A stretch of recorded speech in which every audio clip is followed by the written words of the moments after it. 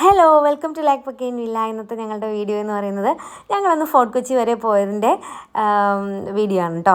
അപ്പം നമ്മളുടെ കൊച്ചിയിലെ ന്യൂ ഇയർ എന്ന് പറഞ്ഞാൽ ഫോർട്ട് കൊച്ചിയിലെ കാർണിവലും അവിടുത്തെ സെലിബ്രേഷൻസും ഒക്കെയാണ്, എല്ലാവർക്കും അറിയാവുന്ന കാര്യങ്ങളാണല്ലോ. നമ്മൾ അവിടെ ഒന്ന് പോയില്ലെങ്കിൽ ഏതെങ്കിലും ഒരു ദിവസം അവിടെ വരെ ഒന്ന് പോയി അതൊക്കെ ഒന്നിങ്ങനെ എൻജോയ് ചെയ്തിട്ടില്ലെങ്കിൽ ന്യൂ ഇയർ ആഘോഷിച്ചില്ല എന്ന് തോന്നുന്ന പോലത്തെ അങ്ങനെ ഒരു ഫീലാണ് മനസ്സിൽ കേട്ടോ. എന്നാലും ഞാനൊന്നും അങ്ങനെ ചെറുതിലേ മുതൽ കൊച്ചിയിൽ പോയി ഈ ആഘോഷങ്ങളിലൊക്കെ പങ്കെടുത്തിട്ടുള്ള ആളൊന്നുമല്ല.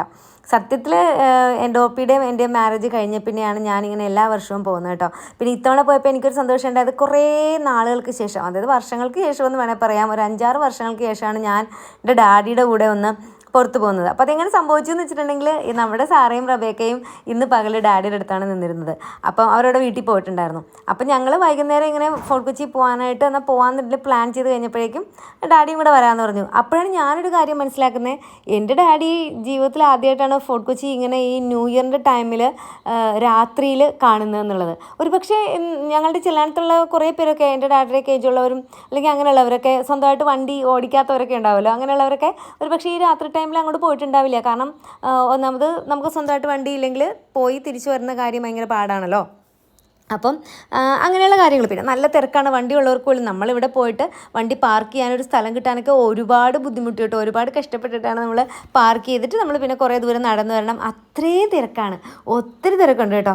അപ്പോൾ അവിടെ വെച്ച് ഞങ്ങൾ ഇവിടെ കസിൻസാണ്, സാന്ദ്രയും സ്നേഹയും പിന്നെ ആൽബിൻ സാന്ദ്രയുടെ ഹസ്ബൻഡാണ്, ഹേസൽവാവയും അഖിലും, അങ്ങനെ അവരെ കണ്ടുകൂട്ടി കേട്ടോ. അപ്രതീക്ഷിതമായിട്ട് നമ്മളങ്ങോട്ട് പോകുമ്പോൾ തന്നെ ഞങ്ങൾ വണ്ടിയിൽ വെച്ച് ഇവരെ കണ്ടിരുന്നു പോകുന്നത്. പിന്നെ അവിടെ ചെന്ന് കഴിഞ്ഞപ്പോഴേക്കും വിളിച്ചു, അങ്ങനെ കണ്ടു.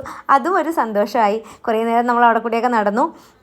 നമ്മളവിടെ ചെല്ലുമ്പോൾ മുതൽ അവിടെ സ്റ്റേജിൽ ഇങ്ങനെ ഗാനമേളയൊക്കെ നടക്കുന്നതായിരുന്നു. പിന്നെ കുറേ ഫോട്ടോ എടുക്കാൻ പറ്റുന്ന ഫോട്ടോ ബൂത്തുകൾ അവിടെ സെറ്റ് ചെയ്തിട്ടുണ്ടായിരുന്നു കേട്ടോ. കാണുമ്പോഴേക്കും അതൊക്കെ എടുക്കാമെന്നൊക്കെ ആഗ്രഹം തോന്നുമെങ്കിലും സത്യം പറഞ്ഞാൽ നമ്മൾ ആ സമയത്ത് എനിക്കൊക്കെ ഇങ്ങനെ ആഗ്രഹിക്കുക മാത്രമേ ഉള്ളൂ എവിടെയെങ്കിലൊക്കെ കാണുമ്പോൾ. പക്ഷേ ഫോട്ടോ എടുക്കൽ നടക്കാറില്ല. ഇത്തവണ അങ്ങനെ തന്നെ ഫോട്ടോ ഒന്നും എടുത്തില്ല, ഈ വീഡിയോ ഇങ്ങനെ എടുത്തു. പല സ്ഥലത്തുണ്ടായിരുന്നു, പല പല ഫോട്ടോ ബൂത്തുകളുണ്ടായിരുന്നു. പിന്നെ ഇതുപോലെ ലൈറ്റിൻ്റെ അറേഞ്ച്മെൻറ്റ്സും കാര്യങ്ങളൊക്കെ. അവിടെയൊക്കെ നമ്മൾ അതിൻ്റെ ഉള്ളിൽ കൂടി ഇങ്ങനെ നടക്കുമ്പോഴുള്ള ആ ഒരു ഭംഗിയും ആ ഒരു ത്രില്ലൊന്നും നമുക്ക് ഈ ഒരു ക്യാമറയിൽ അത് കിട്ടുന്നില്ലെന്ന് തോന്നി. നമ്മുടെ ആ ട്രീ കണ്ടല്ലോ, വലിയ ട്രീ ആണ്. ഇത്തവണ ആ ഒരു ബ്ലൂ ലൈറ്റാണ്. അത് കണ്ടിട്ട് പിള്ളേർ പറയായിരുന്നു അവതാറാണ് ഓർമ്മ വരുന്നത്, അവതാർ പോലെയുണ്ട് ആ ഒരു കളർ കണ്ടിട്ടേ. ഞങ്ങൾ പിന്നെ ഇതൊത്തിരി ഇങ്ങനെ കുറച്ച് നടക്കാനുണ്ടല്ലോ, വലിയ ഗ്രൗണ്ടാണല്ലോ. അപ്പം അതിൻ്റെ ഒരു ഏകദേശം ഒരറ്റത്തായിട്ടാണല്ലോ നമ്മുടെ ട്രീ വരുന്നത്. അപ്പം ഞങ്ങളങ്ങോട്ട് സാവധാനം നടന്നു. അതിൻ്റെ ഫ്രണ്ടിലായിട്ടായിരുന്നു ഈ ഒരു ഗാനമേളയൊക്കെ ഉണ്ടായിരുന്നു കേട്ടോ. അപ്പോൾ കുറച്ച് നേരം പിന്നെ ഞങ്ങൾ അതിൻ്റെ അടുത്ത് പോയി നിന്നു. അടുത്തേക്ക് എത്തുന്നവർ നല്ല രസമുണ്ടായിരുന്നു. അപ്പോൾ എത്രയും പെട്ടെന്ന് നമ്മുടെ ആ ട്രീയുടെ താഴെ പോയി നിന്നാൽ മതി എന്നായിരുന്നു പിള്ളേർക്ക്. കാരണം അതിൻ്റെ അടിയിൽ ആ ഒരു ലൈറ്റ് ഉണ്ടാവുമല്ലോ, ആ ലൈറ്റിൽ നമ്മളെ കാണാൻ നല്ല രസമായിരിക്കുമല്ലോ എന്ന് വിചാരിച്ചിട്ടാണ് എങ്ങനെയും അതിൻ്റെ അടിയിൽ പോയാൽ മതി എന്നായിരുന്നു കേട്ടോ. നമ്മൾ അടുത്ത് വരുമ്പോൾ കണ്ണിങ്ങനെ വല്ലാണ്ടാവണ പോലെ തോന്നും, പക്ഷെ ദൂരെ നിന്ന് നല്ല രസമുണ്ട് അത് കാണാനായിട്ട്. അങ്ങനെ ഞങ്ങളും കുറേ നേരം പോയി അതിൻ്റെ അടിയിൽ നിന്നു. അവിടെ നിന്ന് ആ പാട്ടൊക്കെ ഒന്ന് കേട്ടു. ഇതായിരുന്നു ആ സ്റ്റേജ്. അപ്പം തൃശ്ശൂരിൽ നിന്ന് മറ്റോ വന്നൊരു കുട്ടിയാണ് ആങ്കറായിട്ടൊക്കെ ഉണ്ടായിരുന്നത്. അപ്പം ഞങ്ങൾ ഇതുപോലെ അടിയിൽ പോയി നിന്നു.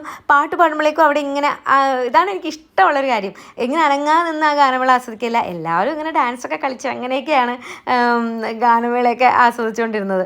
നല്ല വൈബായിരുന്നു കേട്ടോ. നമ്മുടെ പിള്ളേർക്ക് നാണം കൊണ്ടാണ് ഡാൻസ് കളിക്കാൻ കേട്ടോ. ഞാൻ പറഞ്ഞു നിങ്ങളും ഡാൻസ് കളിച്ചോളാൻ പറഞ്ഞിട്ട് അവർക്ക് ഭയങ്കര ചമ്മലാണ്. പിന്നെ കുറേ പേര് അനങ്ങാൻ നിൽക്കുന്നവരൊക്കെ ഉണ്ടെന്നുള്ള നല്ലൊരു മൂഡായിരുന്നു കേട്ടോ. അവിടെ പോയി വരുമ്പോഴേക്കും തന്നെ നമ്മൾക്ക്, നേരത്തെയാണ് ഞങ്ങൾ പോയെങ്കിലും ന്യൂ ഇയർ സെലിബ്രേഷൻ കഴിഞ്ഞു എന്നുള്ളൊരു ഫീലാണ്. അപ്പം നമ്മളവിടെ നിൽക്കുമ്പോൾ തന്നെ ഗാനമേളയൊക്കെ അവർ വൈൻഡപ്പ് ചെയ്തായിരുന്നു. നല്ല രസം ഉണ്ടായിരുന്നു കേട്ടോ, നല്ലൊരു പ്രോഗ്രാമായിരുന്നു. സത്യം പറഞ്ഞാൽ അവിടെ ചെല്ലുമ്പോൾ ഞാൻ വിചാരിച്ചിരുന്നത് ഈ പ്രോഗ്രാം നടക്കുന്നത് ഞാൻ കണ്ടില്ല. ഞാൻ വിചാരിച്ചു അവിടെ റെക്കോർഡ് വെച്ചേക്കുന്നതാണ്, പാട്ട് പ്ലേ ചെയ്യുന്നതാണെന്നാണ് കരുതിയത്. പിന്നെ ഞങ്ങളവിടെ നിൽക്കുമ്പോൾ അവിടെ ഒരു ഉദ്ഘാടനം ചെയ്ത ഒരു സംഭവമായിരുന്നു ഇപ്പോൾ കാണിച്ചത് കേട്ടോ. അങ്ങനെ ഞങ്ങൾ തിരിച്ചു പോകുന്നപ്പോഴേക്കും ദോശയൊക്കെ കഴിച്ചിട്ടാണ് പോകുന്നത്. കാരണം കുറേ രാത്രി വിശന്നിട്ട് സഹിക്കാൻ പാടില്ലായിരുന്നു. അപ്പോൾ നമ്മുടെ ഗോവിന്ദ് ഉണ്ടല്ലോ പറവേലെ, അവൻ്റെ കടയിൽ പോയി. അവിടുത്തെ നല്ല ഫുഡാണ്, അപ്പോൾ അതുകൊണ്ട് നല്ല തിരക്കായിരിക്കും. തിരക്ക് പ്രതീക്ഷിച്ച് തന്നെ ഞങ്ങൾ പോയി ഫുഡൊക്കെ കഴിച്ചു.